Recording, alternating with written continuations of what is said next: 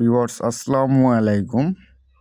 Viewers আজকে আমরা যেটা দেখতে যাচ্ছি সেটা হচ্ছে শিয়ালের ফাঁদ। তো এই যে দেখেন শিয়ালটা কিন্তু এখানে ফাঁদে আটক হয়ে গেছে। তো মূলত এর আজকে কিচ্ছা খালাস।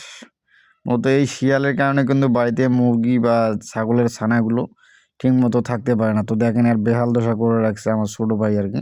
এটা কিন্তু ফাঁদে আটক হয়ে গেছে আজকে। তো আজকে রাতেই এই শিয়ালটা আটক হয়ে গেছে মূলত এই মরা মুরগির লোভে। এই যে দেখেন এটা অনেক দিনের মুরগি আর কি। এই লোভে পরে সে ভিতরে ঢুকে ফাঁদে আটক হয়ে গেছে। তো এই মুরগিটা মরা আর কি, সেই মুরগিটা এখানে রাখছে সেই লোভে আর কি। তো এই শিয়াল কিন্তু ঢুকে ভিতরে আটক হয়ে গেছে। তো দেখেন ছোটো ভাই ওর গুঁতে ওর অবস্থা বেহাল করে রাখছে। তো মূলত আমরা কিছুক্ষণ পরে এই শিয়ালটাকে আজকে ছেড়ে দেবো। তো এর আগে মজাটা আমরা একটু ঠান্ডা করব, কারণ এই শিয়াল বারবার আসে এবং বাড়ির যে কবুতর আছে, কবুতর মুরগি যা আছে ছাগল সব কিছু দেখবেন যে রাতে একটা না একটা করে নিয়ে যাবে। বাড়িতে তো মুরগি উঠবেই না এই শিয়ালগুলোর কারণে। তো এই যে দেখেন এই শিয়ালের যে ফাঁদটা বা যেটাকে বলে আটক হয়েছে যে জায়গায়, তো এটা কিন্তু পুরোটাই রডের। ওজনও কিন্তু ওয়েট অনেক বেশি।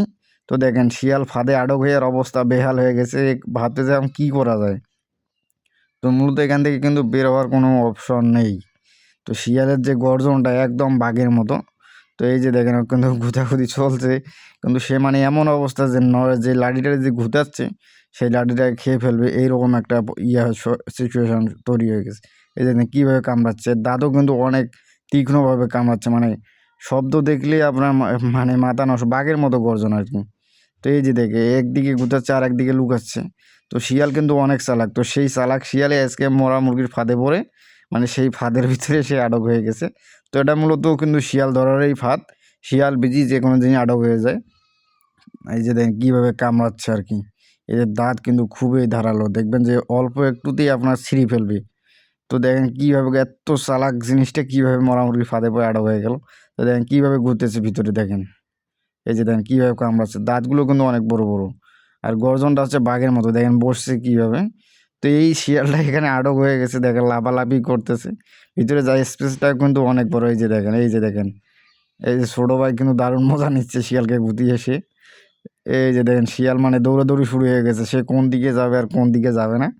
তোর অবস্থাটা কিন্তু বেহাল করার কারণ বাড়িতে যে মুরগি বা ছাগল ছিল, কবুতরগুলো, সেগুলো রাত্রেবেলা ধরে নিয়ে যায়। তো সে আজকে মরা মুরগি ফাঁদে পড়ে দেখেন কীভাবে আটক হয়ে চারদিকে দৌড়াদৌড়ি শুরু হয়ে গেছে ওর।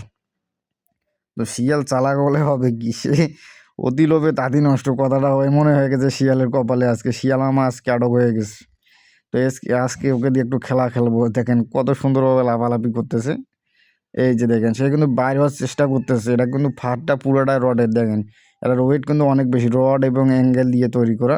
তো এই যে শিয়ালটা যে জায়গায় আটক হয়েছে সেটা কিন্তু শিয়ালটাই শুধু আটক হতে পারবে, এবং মুরগিটা কিন্তু ওই দিকে, এই যে এই সামনের দিকে আছে। তো ওইখানে কিন্তু ওঠার কোনো অপশন নেই। এই যে মুরগি এখানে আছে, এই যে দেখেন এই জায়গায় হচ্ছে মুরগি, কারণ এই দিকে আর মুরগি আসা শিয়াল আসতে পারবে না। এইদিকে আর একটা ব্যারিকেড দেওয়া আছে, সেই আর মুরগিটা হচ্ছে এইদিকে, আর শিয়াল ঢুকছে ওই দিক দিয়ে, এই যে সামনের দিক দিয়ে। তো এই যে শিয়ালের অবস্থা, আজকে 12 বেজে গেছে। তো বন্ধুরা এই হচ্ছে শিয়ালের অবস্থা। সবাই ভালো থাকবেন। আসসালামু আলাইকুম।